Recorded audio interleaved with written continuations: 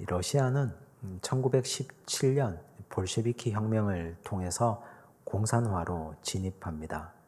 하지만 러시아는 자기 나라 한 나라만 공산화에 머물지 않고 주변 여러 나라들을 공산화시켜 나갑니다. 그래서 소비에트 연방이라는 거대한 공산 국가를 세웠습니다. 하지만 소련식 공산주의는 100년이 채 가지 못했습니다. 20세기를 넘기지 못하고 1990년대부터 소련은 무너지기 시작합니다. 소련이 붕괴되면서 과거에 공산화되었던 나라들이 하나하나 독립해 나갑니다. 우크라이나도 그 중에 한 나라였습니다. 1991년 우크라이나는 국민 투표를 통해서 소련 연방에서 벗어나 독립국가 지위를 갖기로 결정합니다. 하지만 이 결정에 대해서 미국과 러시아가 심각한 우려를 표시합니다. 왜냐하면 핵무기 때문이었습니다. 구소련은 우크라이나 지역 안에 핵시설과 핵무기를 다수 두었는데 만약 그대로 독립하면 미국, 러시아에 이어서 우크라이나가 세계 세 번째 핵 보유국이 되는 상황이었습니다. 그래서 결정해야만 했습니다. 우크라이나가 핵 보유국으로 남을 것인지 아니면 핵을 포기하고 서방의 경제 원조를 받을 것인지 결정해야 했습니다. 결국 우크라이나 국민들은 핵을 포기하기로 결정합니다. 그래서 1994년 12월에 미국, 러시아, 영국 등 서방 열강들과 우크라이나가 부다페스트에서 양해각서에 서명합니다. 이 양해각서에는 크게 세 가지 내용이 담겼습니다. 미국과 러시아는 우크라이나의 영토를 보장해 준다. 두 번째는 군사적, 경제적 어떤 위협도 가하지 않는다. 세 번째는 만에 하나 우크라이나가 심각한 핵 위협에 직면했을 때는 유엔 안보리가 즉각적인 조치를 취한다. 이 세 가지 내용이었습니다. 하지만 그로부터 30년이 채 지나지 않아 러시아는 우크라이나를 침공했고 유엔은 어떤 조치도 취하지 않습니다. 물론 요즘 우리 세대가 자국의 이익을 최고의 가치로 여기는 시대라 하더라도 그러나 강대국들이 전 세계인들이 보는 앞에서 문서로 서명한 협약을 이렇게 종이 조각처럼 찢어버리는 것, 사문화시켜버리는 것이 오늘 우리 눈앞에서 벌어지고 있는 현실입니다. 앞으로의 세계는 북한은 결코 핵을 포기하지 않을 것이고 각자 도생으로 각 나라는 군비 확충에 열을 올릴 것입니다. 세상은 이렇게 오늘 현재 우리가 살아가는 이 세상은 여전히 자기중심적이고 누구의 말도 어떤 이의 행동도 말도 믿을 수 없게 되었습니다. 그런데 오늘 우리가 읽은 하나님 말씀을 보면 하나님은 한 사람 아브라함과 당신이 하신 말씀의 언약을 굳게 지켜가기 위해서 언약식 조약을 맺어 가십니다. 세상은 변하고 사람도 바뀌고 국가 간 언약도 조약도 지키지 않는 이런 험악한 세상이지만 하나님은 여전히 당신의 언약을 우리와 함께 지키시고 맺어 가시는 사랑의 하나님으로 우리에게 다가오십니다. 하나님은 아브라함이 시리에 빠져 있을 때 그에게 찾아가셔서 하늘을 바라보게 하시고 뭇별을 보여주십니다. 내 자손이 저 하늘의 뭇별처럼 많아지게 하겠다. 아브라함은 하나님의 약속을 믿었습니다. 하나님은 아브라함의 믿음을 의로 여겨 주셨습니다. 이제 오늘 본문 말씀은 그 이후부터 이어지는 하나님 약속의 확증입니다. 7절을 보십시오. 함께 읽습니다. 또 그에게 이르시되 나는 이 땅을 내게 주어 소유를 삼게 하려고 너를 갈대아인의 우르에서 이끌어낸 여호와니라. 하나님께서 이어서 아브라함에게 땅의 약속을 하셨습니다. 땅의 약속은 굉장히 중요합니다. 왜냐하면 자손의 약속과 연동되어 있기 때문에 그렇습니다. 하나님이 자손을 하늘의 뭇별처럼 많아지게 하겠다고 하셨지 않습니까? 그런데 만약 땅의 약속을 하지 않으면 그 많은 자손들이 어디에 살겠습니까? 그래서 하나님이 땅의 약속을 하셨다는 건 분명히 후손, 자손의 약속을 지키겠다는 하나님의 의지의 표현입니다. 아브라함은 하나님의 이 땅의 약속을 듣고 증거를 요구합니다. 8절을 보십시오. 함께 읽습니다. 그가 이르되 주 여호와여 내가 이 땅을 소유로 받을 것을 무엇으로 알리이까? 하나님이 땅을 주신다고 하셨는데 그럼 하나님께서 주시려고 하는 이 땅 증거가 무엇입니까? 제가 하나님의 말씀을 무엇으로 믿겠습니까? 여러분은 아브라함의 이 말이 어떻게 느껴집니까? 발칙하게 느껴지지 않습니까? 감히 하나님께 이렇게 증거를 요구하다니 아브라함이 이래도 되는가? 우린 그렇게 생각할 수 있습니다. 하나님은 아브라함의 믿음만을 보시고 이를 그의 의로 여겼는데 아브라함은 하나님께 증거를 내놓으라고 말합니다. 그런데 하나님은 여기에 대해서 일절 언급이 없습니다. 만약에 아브라함의 이런 태도가 무례하거나 잘못되었다면 하나님이 책망했을 겁니다. 그렇게 하면 안 된다고. 하나님이 질책하고 나무랐을 것입니다. 그런데 하나님은 일절 언급하지 않고 아브라함의 요구대로 증거를 보여주시고 언약을 굳게 세워가십니다. 하나님이 아브라함의 마음 중심과 생각을 다 보고 계셨다는 뜻입니다. 보통 우리가 누군가에게 질문을 할 때는 두 가지 방향이 있습니다. 첫 번째는 진짜 몰라서 묻는 겁니다. 몰라서, 알고 싶어서. 저는 이걸 몰라서 묻습니다 하고 진심을 다해서 묻고 또 묻습니다. 아브라함이 그랬습니다. 하나님께서 나에게 땅을 준다고 하셨고 그 땅에 하늘의 뭇별처럼 많은 후손이 살게 하겠다고 하셨는데 하나님 정말 저는 믿고 싶습니다. 저는 진심으로 하나님의 말씀을 믿고 싶은데 하나님 증거를 보여주십시오. 이것이 아브라함의 진심이고 단순한 마음이었습니다. 그래서 하나님은 아브라함의 이 진심을 아셨기에 아무 말씀하지 않으셨습니다. 그런데 질문 중에는 의도된 질문도 있습니다. 상대방을 공경에 빠뜨리려고 하는 나쁜 의도를 가진 질문도 있습니다. 주로 정치인들이 현학적인 질문으로 상대방을 힘들게 할 때가 있지 않습니까? 우리 예수님께서 이 땅에서 공생의 3년을 사실 때 많은 사람들에게 이런 악한 의도의 질문을 받았습니다. 유대 종교 지도자들, 바리새인, 서기관, 사두개인, 율법학자, 대제사장들에게 주님은 수없이 많은 질문을 받았습니다. 다 악한 질문이었습니다. 예수님은 이 질문에 대해서 때로는 정면 돌파하시기도 하고 때로는 비유로 설명하시기도 하고 때로는 무시하기도 하셨습니다. 악한 의도를 가진 질문이었습니다. 그런데 지금 이 아브라함의 질문은 악한 의도가 없습니다. 정말 믿고 싶어서 알고 싶어서 하나님께 묻는 것입니다. 사사시대에 기드온이라는 사람이 있었습니다. 그분은 굉장히 소심했습니다. 밀을 타작하는데 포도주 틀에서 타작합니다. 왜냐하면 그 당시가 미디안 민족에게 압제받고 있었던 시절이었기 때문에 넓은 마당에서 밀을 타작하다가 미디안 사람이 보면 빼앗길 것이 뻔했습니다. 그래서 가족과 자녀들을 먹여 살리기 위해서 사람들이 잘 보지 않는 포도주 틀에서 발로 조금씩 타작했습니다. 그 정도로 소심했습니다. 그냥 착한 인물입니다. 자기 가족, 식구들을 굶기지 않기 위해서 밀을 포도주 틀에서 타작하는 아주 소시민적인 인물이었습니다. 그런데 어느 날 그에게 하나님의 사자가 찾아옵니다. 큰 용사여라고 부릅니다. 미디안 민족에게서 이스라엘 민족을 너를 통해서 구원하겠다 하셨습니다. 믿을 수가 없었습니다. 나는 이렇게 연약하고 부족한데, 나는 이렇게 모자란 구석이 많은데 하나님께서 왜 하나님의 사자를 나 같은 사람에게 보내셨는가? 혹시 내가 악한 사탄에게 속고 있는 건 아닌가? 그래서 하나님께 물었습니다. 하나님, 저도 정말 할 수만 있다면 우리 민족을 미디안의 압제에서 구원하고 싶습니다. 그런데 하나님 믿을 수가 없습니다. 정말 하나님이 저를 찾아오신 것이 맞습니까? 증거를 보여주십시오. 양털 한 뭉치를 제가 준비하겠습니다. 땅 위에 놓겠습니다.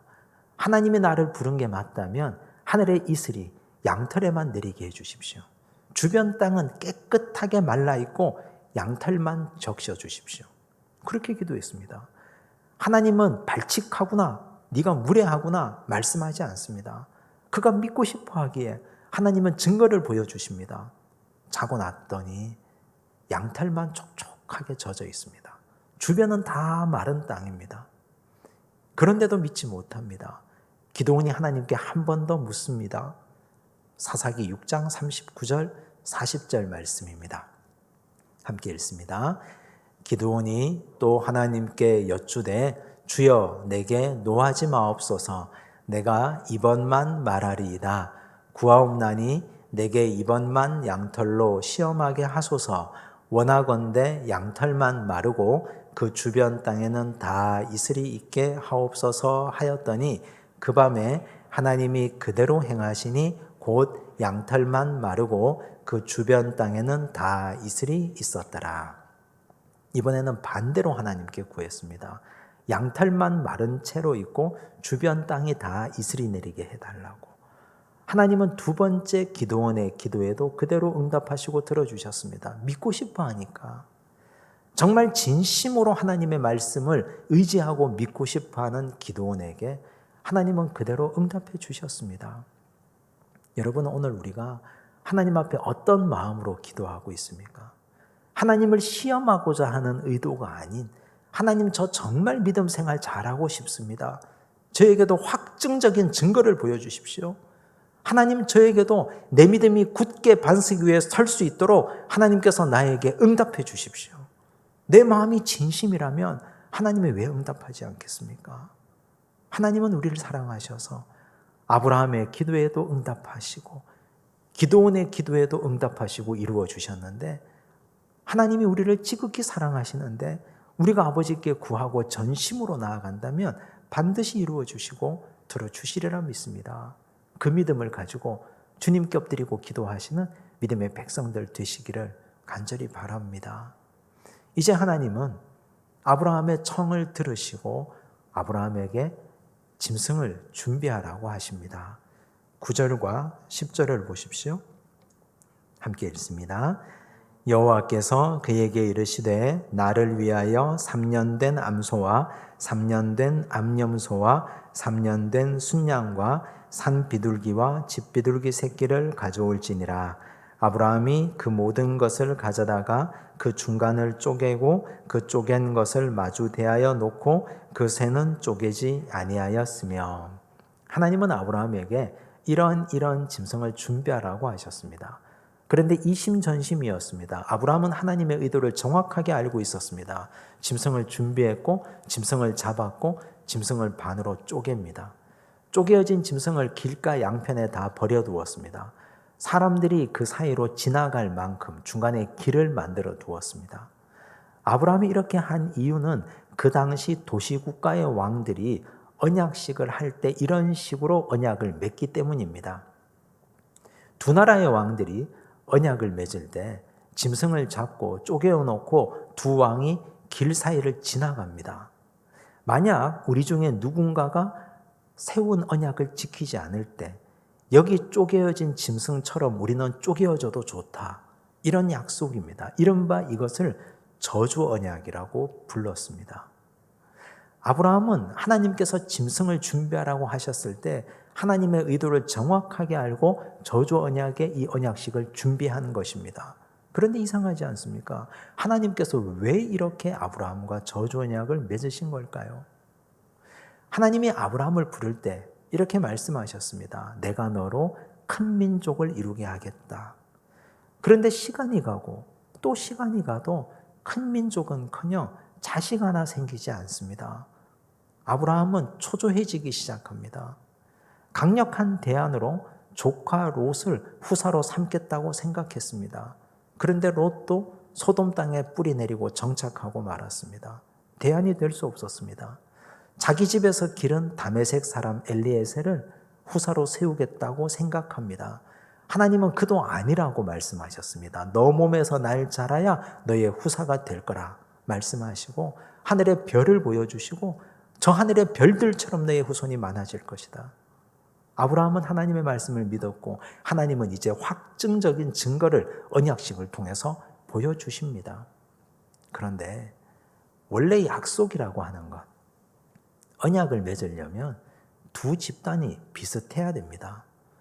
두 왕의 위치가 비슷하든지, 개인 대 개인이라면 서로가 좀 비슷해야 됩니다. 얻는 것도 있고 잃는 것도 있고 서로가 이득이 되어야 조약을 맺을 수 있습니다. 만약에 한쪽으로 지나치게 기운다면 이건 불평등 조약이 될 수밖에 없습니다. 그 옛날 1876년에 우리나라는 강화도 조약을 일본과 맺습니다. 외부적으로 볼 때, 겉에서 볼 때는 국가 대 국가가 맺은 정상적인 조약입니다.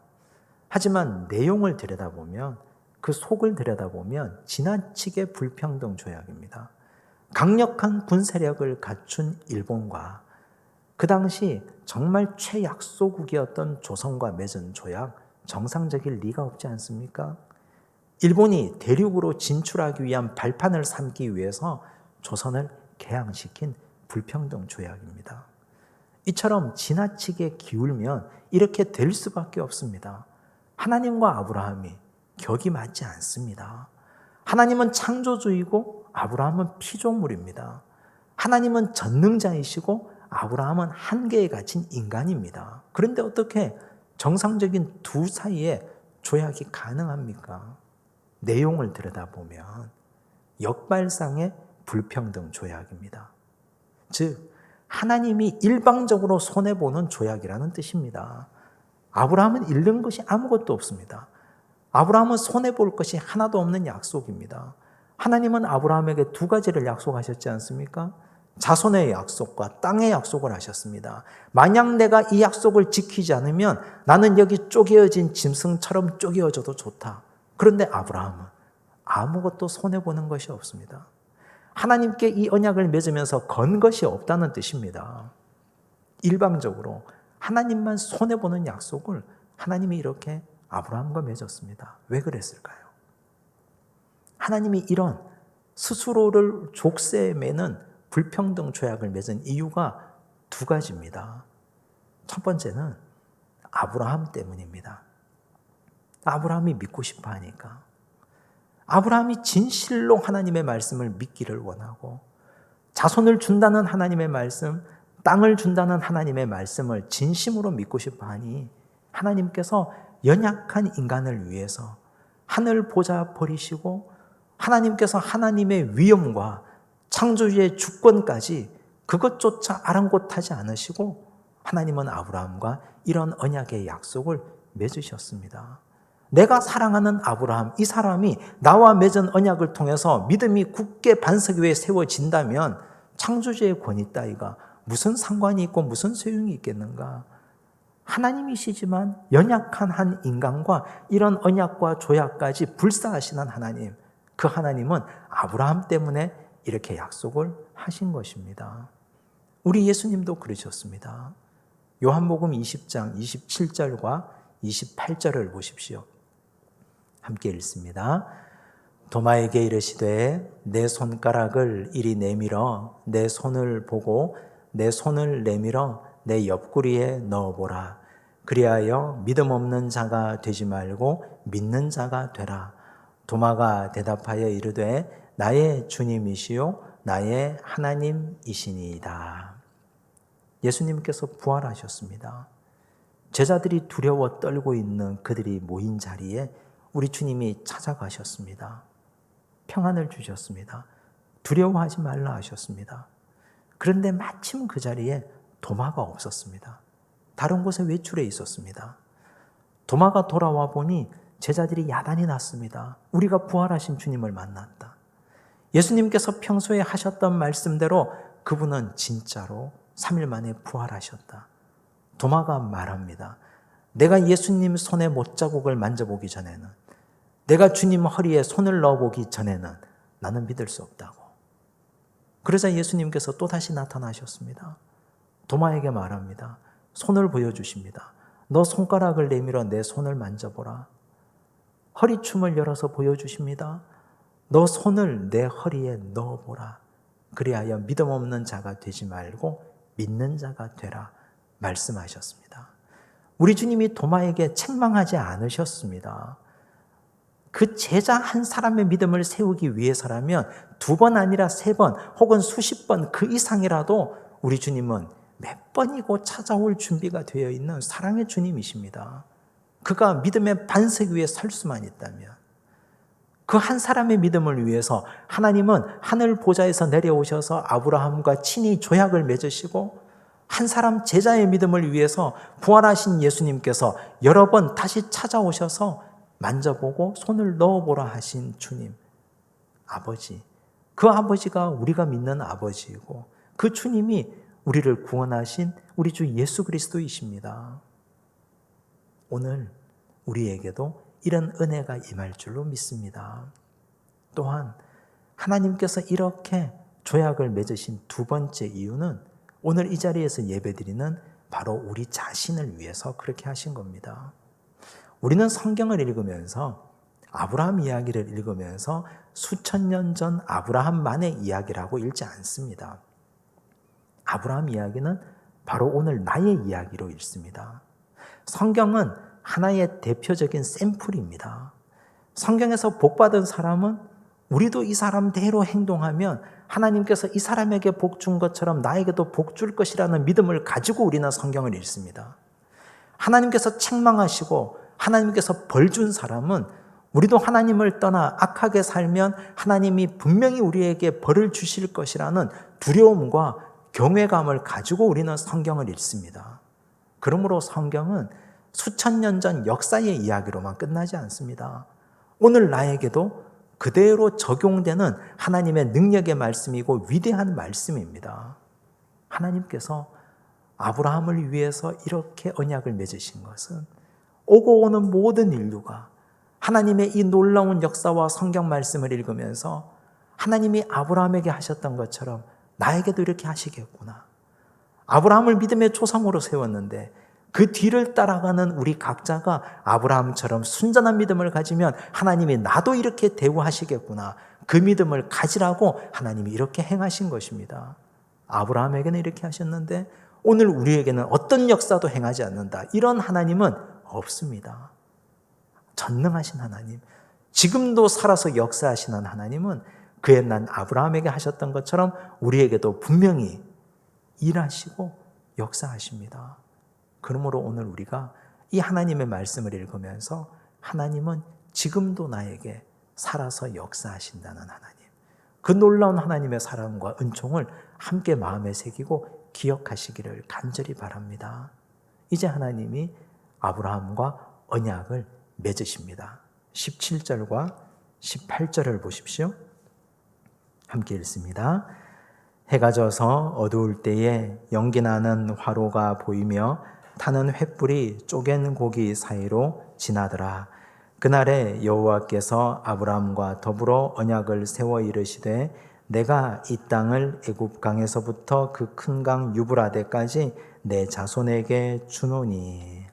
쪼갠 고기 사이로 타는 횃불이 지나갑니다. 타는 횃불은 하나님의 임재였습니다. 아브라함은 지나가지 않습니다. 하나님만 지나가십니다. 만약 내가 너와 맺은 땅의 약속과 자손의 약속을 지키지 않으면 여기 쪼개어진 짐승처럼 나는 쪼개어져도 좋다. 하나님은 그 약속을 지키기 위해서 땅에 내려오셨고 아브라함 눈앞에서 이 약속의 언약을 성실하게 시행하고 계셨습니다. 오늘은 사순절 3번째 주일이 시작되는 첫날입니다. 그 옛날 하나님께서 아브라함에게는 쪼갠 고기로 당신의 사랑을 입증해 주셨습니다. 오늘 우리에게 하나님은 십자가에 달린 예수님을 통해서 우리를 얼마나 사랑하는지 하나님의 사랑을 확증하셨습니다. 짐승은 2갈래로 쪼개어졌지만 우리 예수님은 골고다 언덕을 오르시면서 살점이 수십 갈래로 찢겨나갔습니다. 로마 병정에 채찍을 맞으면서 주님의 살이 뜯겨져 나가고 주님의 뼈가 으스러졌습니다. 십자가에 달린 우리 예수님, 손과 발에 못이 박힙니다. 허리에 창이 들어갑니다. 그 몸에서 물과 피를 다 쏟아내셨습니다. 하나님께서는 우리에게 사랑하는 아들 독생자 예수 그리스도를 십자가에 내어주시면서 어떤 요구도 한 적이 없습니다. 하나님께서 아브라함에게 어떤 요구도 한 적이 없는 것처럼 하나님은 우리와 어떤 거래도 어떤 요청도 한 적이 없습니다. 그저 우리를 사랑하시기 때문에 가장 사랑한다는 확정적인 표시로 하나님이 가장 사랑하는 아들 독생자 예수 그리스도를 십자가에 내어주셨습니다. 우리는 십자가를 볼 때마다 하나님의 사랑을 느낍니다. 아브라함은 이날 이후로 쪼갠 고기를 볼 때마다 하나님의 사랑을 느꼈을 겁니다. 십자가를 볼 때마다 나에게 어떤 것도 요구하지 않으시고 먼저 사랑하는 아들 독생자 예수 그리스도를 주신 하나님, 그 하나님이 우리에게 다른 것 또한 주시지 않겠습니까? 이제 우리는 십자가를 등지고 살아서는 안 됩니다. 십자가와 상관없는 삶을 살아서도 안 됩니다. 십자가 앞으로 한 걸음 한 걸음 전진하며 살아가야 됩니다. 십자가를 기억하고 십자가의 정신을 깨닫고 우리가 하나님 앞에서 온전히 헌신하고 하나님을 실망시키지 않고 죄악으로 걸어가지 않는 하나님의 자녀, 믿음의 백성으로 이번 한 주도 승리하며 살아가시기를 간절히 바랍니다. 기도하겠습니다. 하나님 아버지, 간절하게 원하고 믿기를 구하는 아브라함에게 하나님은 증거를 보여주셨습니다. 책망하지 않으시고 나무라지 않으시고 하나님은 언약의 주체가 되셨습니다. 일방적으로 하나님이 손해보는 불평등 언약을 아브라함과 세워주셨습니다. 아브라함의 믿음을 세우기 위해서 오늘 우리의 믿음을 굳세게 하기 위하여 하나님은 이렇게 약속하셨습니다. 아브라함에게는 쪼갠 고기를, 오늘 우리에게는 십자가를 주시고 우리를 향한 하나님의 사랑을 확정해 주셨습니다. 주여, 이제 우리가 십자가를 바라보며 걸어가게 하옵소서. 아버지 하나님을 실망시키지 않도록 도와주시옵소서. 하나님 앞에서 온전히 믿음 생활 성실하게 감당하도록 도우시고 뒤로 물러서서 뒷걸음질 치지 않도록 한 걸음 한 걸음 믿음 생활 전진하며 나아가게 하옵소서. 모든 말씀 예수님 이름으로 기도드리옵나이다. 아멘.